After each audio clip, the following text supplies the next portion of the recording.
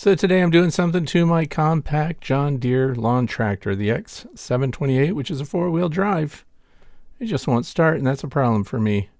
So what am I going to do? I'm going to change the starter based on advice that I saw on YouTube because I was looking for troubleshooting your tractor. When I turned the key initially, the lights used to come on.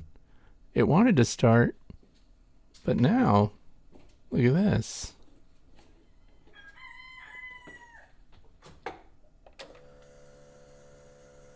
At least I hear something. But that's it. I put a starter on it. I put a charger on the battery. The battery is fully charged. I went to YouTube, of course, and looked around to see why your John Deere lawn tractor may not start and how to troubleshoot it. I went through this thing and I checked the cutout switches. There are safety switches in the seat. Replaced it. Safety switch on the brake pedal. Replace that too. Why? Because they're cheap.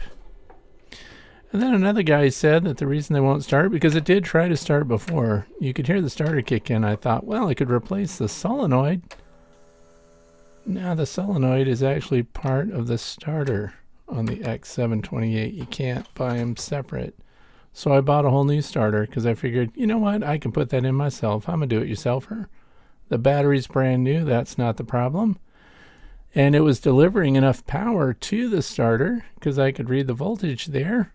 So that was working. And it didn't seem like the cutout switches anywhere were preventing the power from getting there to release it so it would start the starter. So I figured, it's the starter. I mean, what could it hurt? This thing is from 2008. It's probably due for a starter anyway. So I'm going to go ahead and put that in, and why not make a video about that so you can see how to do it yourself as well. That's the starter. Actually, that's the solenoid that's attached to the starter. The starter's underneath. But this thing's accessible. I'm a do-it-yourselfer. You can criticize me as a mechanic if you want, because I am not a mechanic. I was a substitute teacher for a while. But all I did was watch a YouTube to see how to do this. I have the owner's manual. I don't have the shop manual. So if you want to look up torque specs and things like that, you're going to need access to the shop manual. But first things first, I have to get that dipstick out of the way, but I want to disconnect the battery because apparently you can get shocked, or I don't know, maybe you don't want it to start all of a sudden somehow while you're working on it. So I take the hot lead off and I put that bolt and nut right back on the lead because we don't want to be hunting that down later on. So there it is. Brand new battery. And you know what? Those guys at the store took my old battery and I don't think there was anything wrong with it. Look at the cost of the new starter. John Deere starter, $341.52. You can get compatible starters on Amazon, eBay for about $100, but I didn't want to play with it. I want the real stuff. And I figured since I'm doing it myself, look at all the money I'm saving. I bought it from the John Deere dealership and I had to wait 3 days for it. During that 3 days is when I swapped out those safety cutout switches. And here it is, just showing you how cool it looks, but it's very easy to swap out. So first thing we're going to do is pull out this dipstick here. And there you go. We just unscrew that and take the bolt out. Get the dipstick out of there. And then of course, once the bolt's out and you remove the dipstick, don't lose the bolt. So put it right back in there. Just finger tight because you're going to come back and use it later. Get that out of there. Put the bolt back in before one of your grandkids shows up and wants to help and decides to put bolts in their pockets. Speculative, not speaking from experience. You know, there's a winter storm coming. What am I supposed to do? Can't move any snow without this thing. So then we go to the other bolt in the front. There are two of them here, and they are 1/2-inch bolts, by the way. And I started off using the wrong size socket, of course, and look, I almost rounded off the top of that bolt there. That's the problem with not having a shop manual. I didn't know exactly which size, but if there's any play in your socket, find the one that fits right. And look at this. It's almost like they knew somebody might need access here. There's an access hole right through the frame. So I could get my socket in there with the extension, and I removed that bolt, and now I can pull the starter out. Look how easy that is. After you get the wires out of the way. And voila. There. Saving money every minute doing this by myself. How easy is that? It's a little dirty. I have no way to test these things. You know, I mean, there's people that know stuff that work on these. I'm not one of those people. I just looked at a YouTube and thought, look, I can do this myself. And here's the hot lead from the battery, which, as we already know, is disconnected. And there's another wire underneath that one. And of course, this is the little controller that won't let your starter start if any of your cutout switches, so safety cutout switches, if they malfunction, it won't release the power to your solenoid, so your starter won't start and so on, which is as it should be. You want to be safe all the time when you're on your tractor. So the old starter's out. How easy was that? Now let's just put the new starter in. This takes just a few minutes. Took me longer because I had to make a video and had to set up a camera. Then it was too dark, so I had to turn on lights just so that you could see clearly what's going on here. Look at that. You know what? If it doesn't work, at least it's going to look better than the one I took out. And really, it is very obvious how this lines up because the way it's machined there, it only fits one way. And the first thing I want to do is attach those leads because they're in the way and I just want to get them taken care of. There may be a torque spec on this. I don't know what it is, so I'm just going to cinch it up. Don't look to me for advice on stuff like that. And I connected the controller wire, which again lets us know when it's safe to have power to the starter and start the mower, which of course there are 3 safety cutout switches I found, one under the seat, one associated with the brake pedal, another one looks like it's part of the power takeoff. I don't know, it was on the left side underneath the floorboard. It's anybody's guess. But I replaced all of those because they were only 20 bucks a piece or whatever.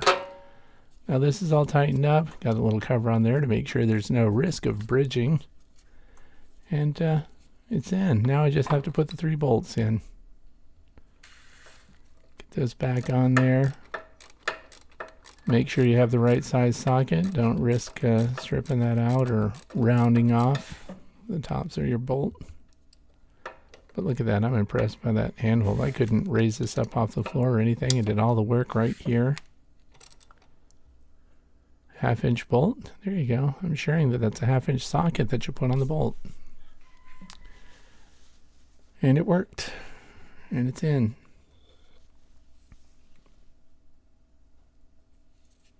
I'm going to put your spark plugs back in. And I do have the tune-up kit, so I put the new air filter in, so I did that. It comes with new spark plugs, new fuel filter, oil filter, all that stuff.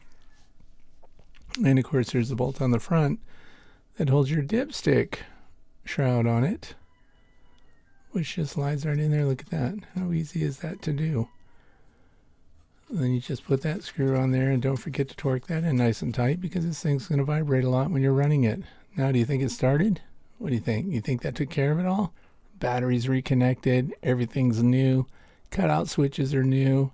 I replaced the safety switch for the seat, the brake safety switch, the battery ignition, the starter, and guess what? It didn't start. That's right. Crickets. So I called the dealer. They came and picked it up. They had 50% off their pickup fee, which was pretty decent, I suppose. And this is what was wrong with it. This is the circuit board on the dash. What is going on here? This thing doesn't look like there's anything wrong with it until you get up here. Look at this little thing over there. What is that? That had a meltdown, whatever it is. I don't know what it is. But that was the culprit.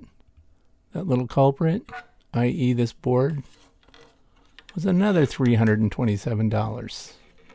I had no way to do diagnostics on this. And this is way up under your dash. It's hard to get to. And look at that. Whatever that is, it's fried. Now I have a new one, along with all the other new parts that we put in. I know you probably chimed into this video to change out the starter and have that solve your problem. Maybe it did. Maybe that fixed your tractor. It didn't fix mine because the culprit was right here. Look at these parts. Oh, the pieces that didn't get fried are made from all kinds of different places, but I don't know what that thing does. but it was enough to put me dead in the water.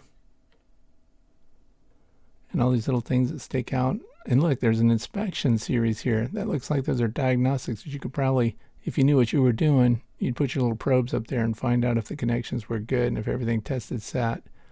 These little things, I don't even know what they are, but they came from the Philippines, and apparently they didn't fail. Look, there's 2 more of them over here. They didn't fail either. Those are in great shape. But you can't piecemeal it. You change out the whole circuit board, and it's over $300. Good news is, I have a lot of new parts on here. That's my 728. Now I can blow snow if I wanted to. Look at my new starter. It has a little rubber boot that goes over it. I like that. That looks cool. And I noticed that the dealership didn't get mad that I bought an aftermarket starter. That sounds good. Oh, look at that. Now the tractor runs. What was the dash supposed to look like? All these lights should have come on. That's right. Now I should say that in the past the battery light did come on for a while, so I don't know what that was meaning because the battery was testing good. Nice smooth running motor. Why not? They did all the service for me while they had it. They did everything I was going to do on my own. And now I have a tractor that runs, and guess what happens? No more snow came. Now I have to take the snowblower off, but look at this motor. Look how clean that is. For a microsecond I thought, what? Since they charged me over $1,300, maybe they gave me a new motor. Look, the motor's as clean as a brand new starter that I put in there. That's awesome. And the starter obviously works because I put it in right. They must have steam cleaned this thing.